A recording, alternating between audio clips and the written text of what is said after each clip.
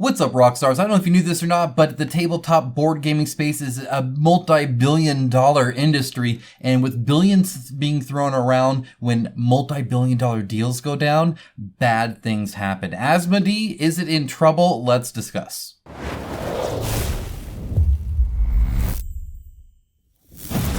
All right, so everything I am looking at, literally everything I show you will be linked down in the description below. If you need more information, if you want to follow up on your own, feel free to use those links. They are there for your convenience. Thank you so much. This is about Embracer. Embracer Group is really a company that owns companies. Is pretty much what it is. It's one of those kind of groups that just does acquisition after acquisition. And funny enough, there's always a bigger fish. If you recall, Asmodee, which is a big company here in the board gaming space, owns a lot of other companies that then, make and distribute board games and all that stuff, right? Half of your store in a free little gaming store is Asmodee, right? I mean, that's pretty much what it is. It's a huge, huge part of our industry.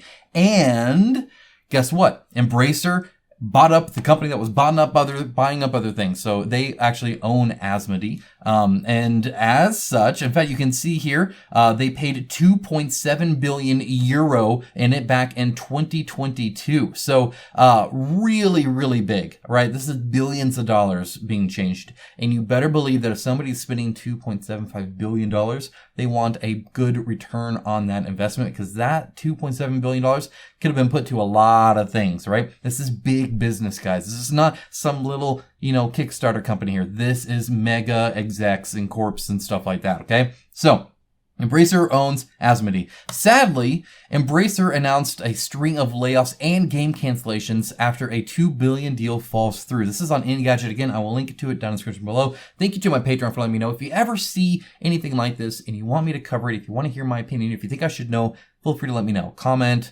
a personal message, email, whatever it is, let me know. I appreciate it. Thank you so much. So essentially, they had a verbal agreement on this deal. They were going to spend another $2 billion doing some great thing, making tons of money, doing all the stuff that Embracer typically does. They've been quite successful at doing smart purchases, to be honest. Like, they actually have been doing quite good. Been on a bit of a high horse.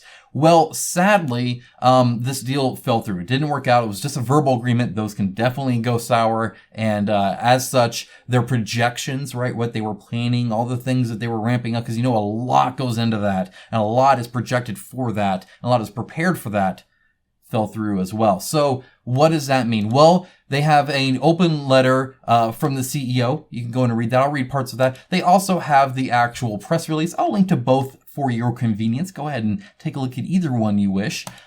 This one is more, numbers and dates, right? This is actually a great letter from the CEO, though, so I do appreciate this. It does help us know. First of all, Embracer currently engages close to 17,000 people. Now, the engages is kind of a weird term, but it just means they essentially have contracts or employment of 17,000 people. What I love about this, and I want to start off on a good note here, is that they called them people. Now, I know that may seem weird to make it a big point that the company called people, but especially when it comes to layoffs, rarely are they called people. Typically, it's resources. Resources is a great one. When I worked at HP, we were resources. We weren't people. You didn't fire people, you fired resources. Just like a faulty equipment. You did a resource reduction, or an RR if you needed to get rid of people. Wasn't firing people, it was a resource reduction. So it is nice to see a big multi-billion-dollar company talking about the actual people that make it up. Very much appreciate that. In fact, he says here, it is painful to see talented team members leave. In other words, still even calling them team members, not resources, team members. Our people are what make the very fabric of Embracer. I understand and respect that many of you will be worried about your own position, and I don't have all the answers to all questions. I want to be clear that the decision about this program were not taken lightly. So this is, I think this last part here is really important to me. When it comes to staff reductions, right? When it comes to staff reductions, and I just kind of talked about this briefly about Steamforged Games. They did kind of their own, obviously, far lower tier than this. It should be the last resort, not the first. It is one of the quickest ways to turn your profit books, right? I mean, that is a huge, just rip off the Band-Aid and then be done with it, right? That is a very, very clear and easy way to do that. at least in the short term. Long term, you can be robbing yourself of, what made you, obviously, and that's kind of their worry here. But that is kind of, it can be a knee-jerk reaction. Oh, we had a bad quarter, lay off some people, right? Sorry, some resources. So it's great to hear that they're saying this was the last resort. This is definitely the last thing we want to do.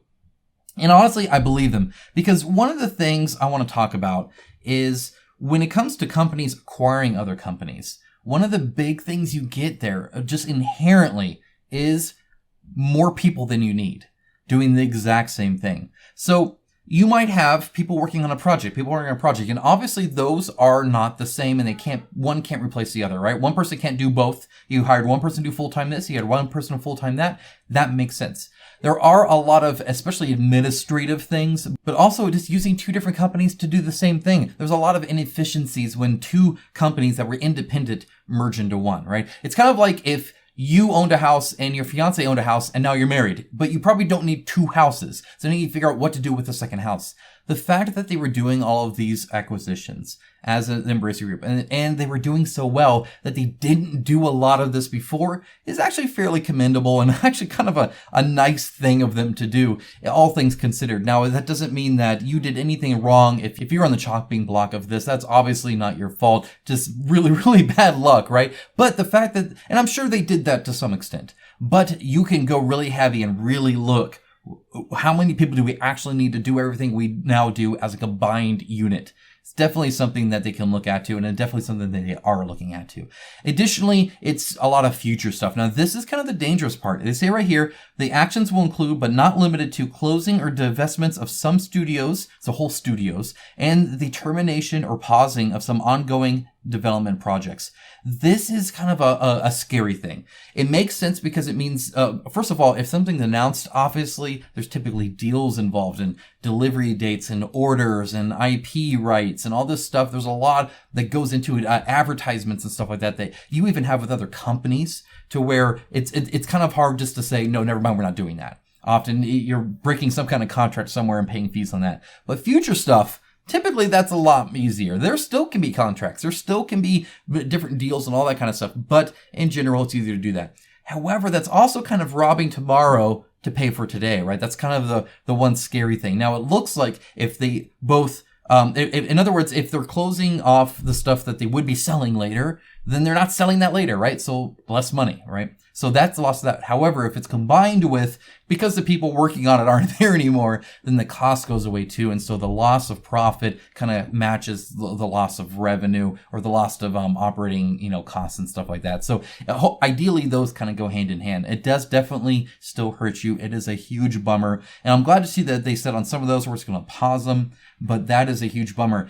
That also means we pretty much have no idea when it comes to like Asmodee, the board gaming space, what we just lost. But I guarantee there are some games that we just won't see now. And that's really unfortunate.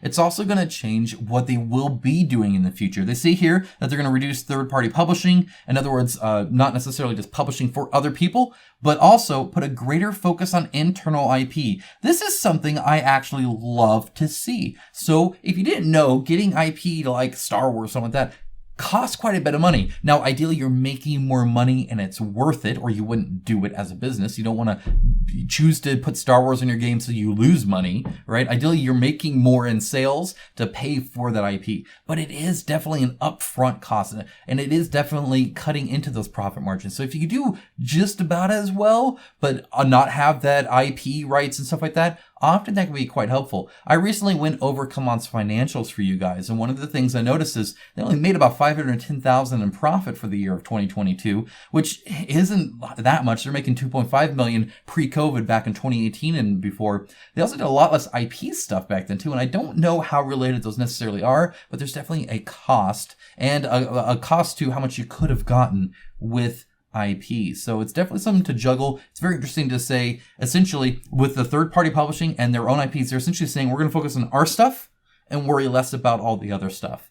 And again, I think that actually ends up making a stronger company, because when you own your IP, if that IP becomes popular or really, really good, that is yours to do. Whereas the Star Wars one or Marvel or whatever IP that you're buying or using, you're kind of limited by that appeal. You're beholden to what that is, and you often have to retry and get it every so often because they're timed contracts. So anyway, overall, I think they're handling this quite well. I think they're being smart about it. It's super unfortunate, and I feel bad for everybody affected by this.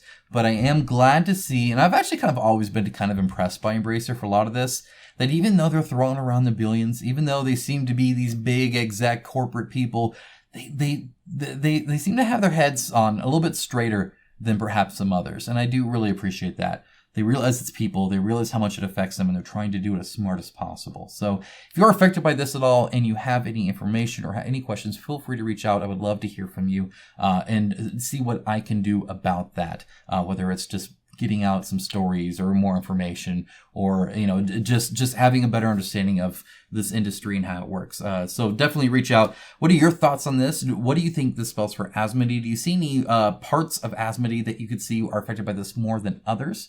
And how do you think this will affect pretty much every entertainment industry that Embracer touches? This is huge. This is big. $2 billion is a big deal. And a company completely restructuring how they necessarily view their 17,000 employees scope of a business is a big deal. Welcome to a little bit after the video. I want to thank my patrons that have recently joined up. They make this channel possible. If you would like to join them, there is a link down in the description below. This is a very expensive hobby and things cost a lot of money, as you guys know. I tend to run a pretty independent channel, so your donations really do truly help. I have some really cool benefits there, including exclusive video series and much more. Go ahead and check it out in the description below. Thank you so much to Martej Balak, and I apologize if I'm saying the name wrong on any of these. Gabriel, Alarium, Caliban, and Pekka Korpi-Tassi. Guys, thank you so much for joining. I am glad to have you guys here. And all of my patrons, thank you so much.